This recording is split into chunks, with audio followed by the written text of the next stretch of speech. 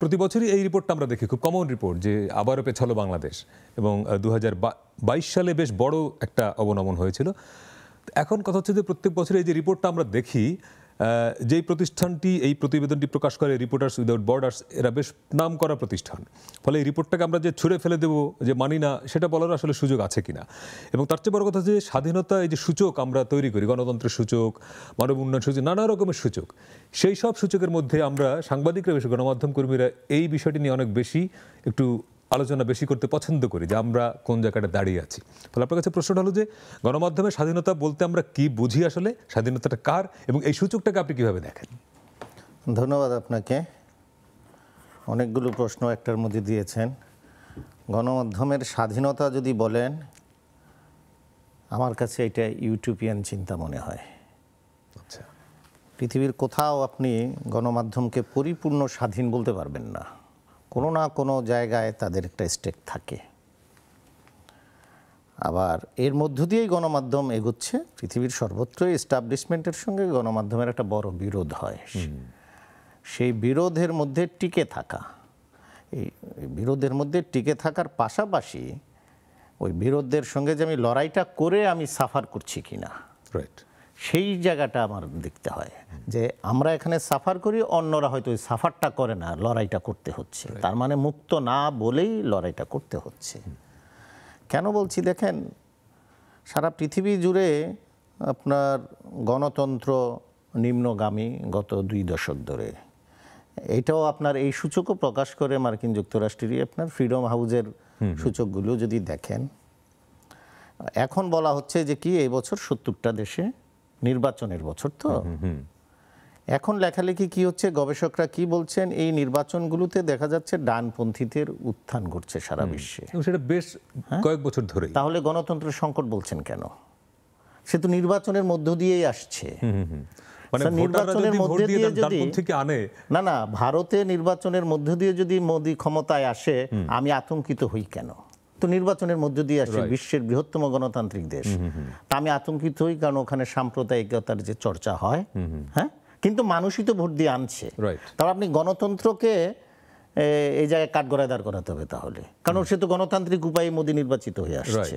হ্যাঁ, তো সেটাই বলছি, আপনি যদি গণতন্ত্রকে ভালোবাসেন, গণতন্ত্রের খারাপ জিনিসগুলোকে মানতে হবে। এটা অনেকটা নদীর স্রোতের মতো। আপনি নদীর স্রোতকে ভালোবাসবেন আর স্রোতে ভেসে আসা ময়লা আবর্জনাকে অ্যাকসেপ্ট করবেন না, তা তো হয় না, ওটা তো বাদ দিতে পারবেন না। সো এই গণমাধ্যমটাও আপনার এই রাজনীতির সঙ্গে পরিপূর্ণভাবে জড়িত।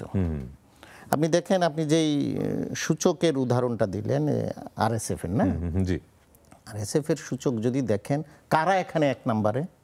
নরওয়ে, প্রথম 10টা দেখেন, সব ইউরোপের মূলত। হ্যাঁ, ওই দেশগুলোতে গণতন্ত্র নিয়ে প্রশ্ন নেই, ওই দেশগুলোতে অর্থনীতি নিয়ে প্রশ্ন নেই, ওই দেশগুলোতে আপনার সাম্প্রদায়িকতা নিয়ে প্রশ্ন নেই, মানে এবং অর্থনৈতিকভাবেও তারা স্থিতিশীল, নির্বিঘ্নে কাজ করে যাচ্ছে, কাজ করার সুযোগটা পাচ্ছে, যে কারণে এই দেশগুলো এগিয়ে আছে। ইভেন ব্রিটেনও তো দেখলাম অনেক পেছনে, গণতন্ত্রের আরেক বড় জায়গা যদি বলেন।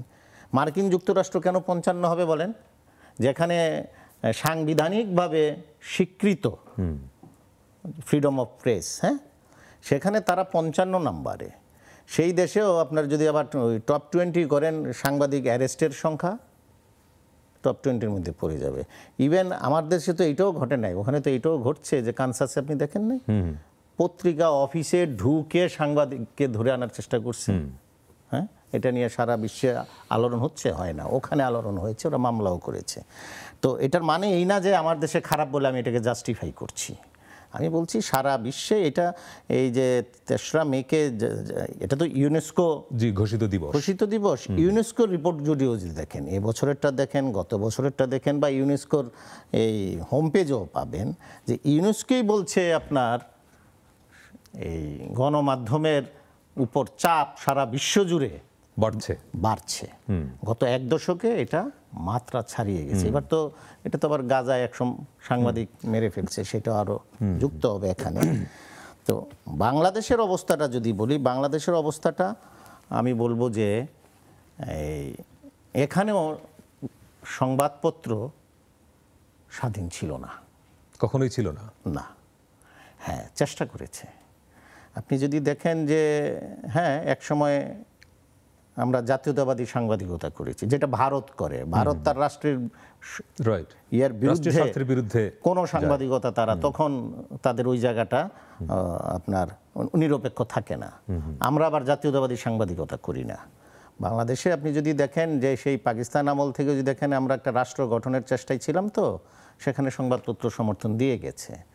এরপরে যদি আসেন এই গত 50 বছরের সামরিক বেসামরিক সরকার, আধা সামরিকের মতো সরকার, তত্ত্বাবধায়ক সরকার, এই সব সরকারের আমলেই দেখবেন যে গণমাধ্যমকে আপনি যে এই সরকারের সহায়ক শক্তি ভাবেন নাই। গণমাধ্যম তো সরকারের সহায়ক শক্তি হতে পারে। মানে আপনি যে কাজটা করবেন এটা মানে খারাপ জিনিসটা তো আপনি তুলে ধরবেন, অসঙ্গতিগুলি তুলে ধরবেন, দুর্বলতাগুলি তুলে ধরবেন, তো সেটা তো আপনার সরকারের জন্য লাভ মানে সুবিধা হয় আপনি যখন তুলে দেন। সেটা কখনো এটা ভাবে নাই। আমার এখানে যেটা হয়েছে, আমাদের দেশের সংবাদপত্র বা স্বাধীনতাটা চলে গেছে সাংবাদিকের কাছ থেকে মালিক শ্রেণীর কাছে। এখন মালিক শ্রেণী এটাকে আপনার সাংবাদিকতাকে পেশা হিসাবে বা এটাকে একটা লাভজনক প্রতিষ্ঠান হতে পারে সেই চিন্তা করে না। আপনার যদি 10টা প্রতিষ্ঠান থাকে, একটি সংবাদপত্র আপনার প্রতিষ্ঠান, 9টাকে আপনি লাভজনক করার চেষ্টা করেন, বিজনেস প্ল্যান থাকে, ওই একটা নিয়ে আপনি চিন্তা করেন না। এটা লসেও যদি থাকে আপনি বন্ধ করছেন না। আবার ওই 10টার মধ্যে যদি অন্য কোনো প্রতিষ্ঠান, আপনার সাবানের কারখানা যদি লস হয়ে যায় আপনি বন্ধ করে দিচ্ছেন। আপনি এটা লস হলে বন্ধ করবেন না। কারণ কি এটা দিয়ে বাকি 10টাকে আপনি সাপোর্ট দিচ্ছেন। তার মানে কি, কেন এটা আপনি করবেন?